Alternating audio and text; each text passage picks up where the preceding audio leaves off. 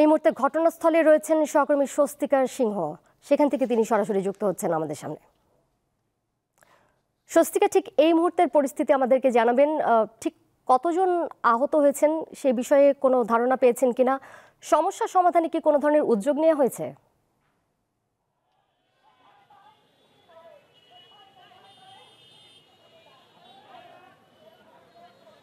দোলা, আসলে সমস্যা সমাধানের যে গতি, সেই গতি আসলে এখনো সেইভাবে আসেনি।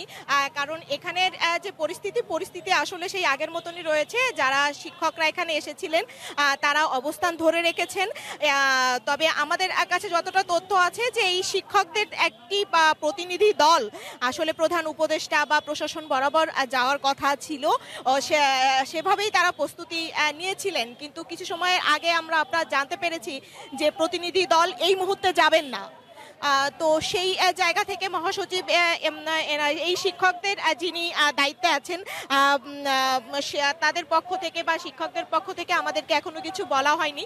তবে আইন শৃঙ্খলা বাহিনীর পক্ষ থেকে কিন্তু জানানো হয়েছিল যে শিক্ষকদের একটি প্রতিনিধি দল প্রশাসন বরাবর যাবেন তাদের দাবি নিয়ে কথা বলার জন্য, এবং সেইভাবেই আমরা এখানে অন্যরা এখানে অবস্থান করবেন। এবং এই যে যারা আসলে আজকে এখানে অবস্থান কর্মসূচির জন্য এসেছেন, এই অবস্থান কিন্তু তাদের পূর্ব ঘোষণা অনুযায়ী।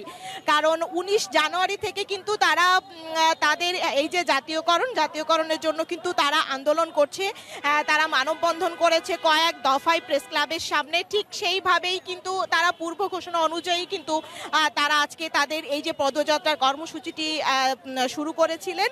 এবং সেই কর্মসূচি শুরুর এক মুহূর্তে কিন্তু যখন শাহবাগে তাদের পদযাত্রাটি আসে, সেই শাহবাগ মুহূর্তে যখন আসে ঠিক তখন কিন্তু তারা পুলিশের বাধার মুখে পড়ে, এবং সেই জায়গায় কিন্তু অনেকে আহত হয়েছেন। এবং অনেকে কিন্তু জলকামান দেওয়ার কারণে যে অসুস্থতা, সেই অসুস্থতা হয়েছেন। অনেকে কিন্তু ঢাকা মেডিকেল হাসপাতালে চিকিৎসাধীন রয়েছেন, এবং অনেকে কিন্তু সেই জলকামান ছোড়ার পরে কিছুটা চোখে দেখতে পাচ্ছেন না, চোখে কান্না সবকিছু নিয়েই কিন্তু এখানে অবস্থান করছেন। তাদের কিন্তু একটাই দাবি যে তাদের যে মাদ্রাসা রয়েছে, ইবতেদায়ী যে মাদ্রাসা, সেই মাদ্রাসার শিক্ষকরা গত 40 বছর যাবৎ বৈষম্যের শিকার হচ্ছেন। তারা বলছেন যে নতুন বাংলাদেশে নতুন সরকার কিন্তু বলেছেন যে বৈষম্য থাকবে না।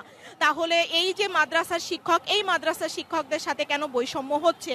এই জন্য কিন্তু তারা বলছেন যে তাদের সাথে আলোচনায় বসতে হবে। এই জাতীয়করণের ঘোষণা দিতে হবে, না হলে জাতীয়করণের বিষয়ে তাদের প্রতিনিধি দল বা তাদের যিনি মহাসচিব আছেন, মহাসচিবের সাথে এই বিষয়ে আলোচনার জন্য ডাকতে হবে। যতক্ষণ না পর্যন্ত ডাকবেন তত সময় কিন্তু তারা এই শাহবাগে ঠিক এইভাবেই অবস্থান কর্মসূচি করবেন। এবং আপনাকে একটু জানিয়ে রাখি, এই অবস্থান কর্মসূচির কারণে কিন্তু শাহবাগে যে সাধারণ মানুষের যে যান চলাচলের যে যান্ত্রিক যে সমস্যা, সেই সমস্যাটা কিন্তু তীব্র আকার ধারণ করেছে। তার কারণ আসলে আজকে বছরের প্রথম রবিবার, চাকরির জন্য অনেকেই বের হয়েছেন, অনেকে নিজের কাজের জন্য বের হয়েছেন। এই যে সার্বিক পরিস্থিতি যাতে যান চলাচল স্বাভাবিক থাকে, এই জন্য কিন্তু পুলিশ কাজ করছে।